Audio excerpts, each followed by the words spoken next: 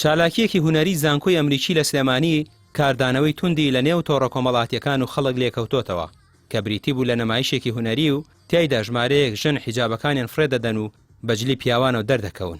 ئەمەش وەک بێڕێزی با کولتوری کوردی و دروشمە ئیسلامیەکان لێک دەدرێتەوە. سەرۆکی لیژنەی فتوا لە سلێمانی بە توندی ئیدانی ئەم چالاکیە دەکات و بە عیبە بۆ زانکۆکە ناوی دەبات. ئەوانەی کە سەرپەرشتی ئەماکەن و ئەوانە کە لە وڵاتی ئێمە ئەم جۆرە زانکۆیانیان هێناوەتە وڵاتە کەوابوو خزمەت ناکەن بە کولتوری کوردی، خزمەت ناکەن بە فکرینەتەوەی، چونکە بێ بزانین کوردستانی ئێمە جێگەی کەسانێک بوون زاناکانی ئێمە ئاین لە وڵاتی ئێمەدا ئاینێک بوو کە هەموو خەڵکی کۆکردی بۆ پێکەوە و هەروەها مافی هەمووانی پێکەوە خستووە دەستی هەر هەمووان بەبێ ئەوەی زوڵم لە کەس بکرێ. ژنان مارەسی ژیانی خوان بە تەواوەتی کردووە، پیاوانی بە مارەسی ژیانی خوان بە تەواوەتی کردووە بەبێ ئەوە کەسیان تێکەڵی یەکتر بن ژیانی تێکەڵکەن.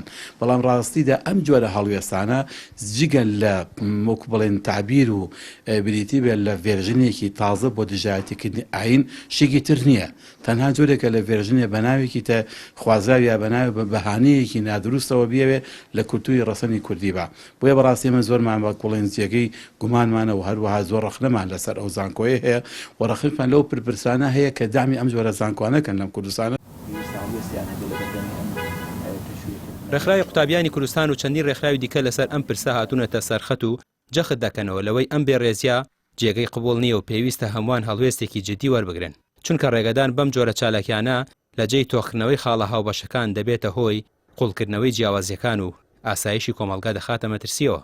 ئەم جۆرە لە خوڵقاندنی بوار بۆ خەڵکێکی ناشایستە لە وڵاتەدا لەژێر ئەدەب و هونەری ئەم وڵاتەدا ڕێگە خۆشکردنە بۆ توند و تیژی، ڕێگە خۆشکردنە بۆ هێنانەکایی بەریەککەوتنی کۆمەڵایەتی، بەریەککەوتنی ئاینی، بەریەککەوتنی نەتەوەی. لە ڕاستیدا ئێمە میلەتێکی کراوەین، میلەتێکین بە ئاسانی دەتوانین زاڵ بین بەسەر بربەست و قەیران و گرفتەکاندا. ئەڵێم ئەو سوکایەتی ئەوەی کا بە خۆی یەکە، بە زانکۆکەی خۆی یەکە، بە ئەشخاسەکانی یەکە. تۆ گرفتت چییە لەگەڵ باڵاپۆشیە سەرپۆشەکەت فڕی بەجلی کوردی پیاوانەوە خۆت دەرەکەی، یعنی تۆ بڵێ سەرپۆشەکانتان لابن و ژنان ببن بە پیاوان، یعنی ئەوێ بەم پەیامە بڵێ چی؟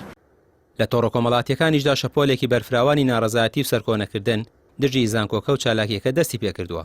بەشێکی زۆری بەکارهێنەران پێیان وایە ئەم زانکۆیە و نمایشکاران لە دژی بیر و باوەڕ و بەها پیرۆزەکانی ئیسلام کاری کردووە. ڕامیار عوسمان، کەناڵی پەیام، سلێمانی.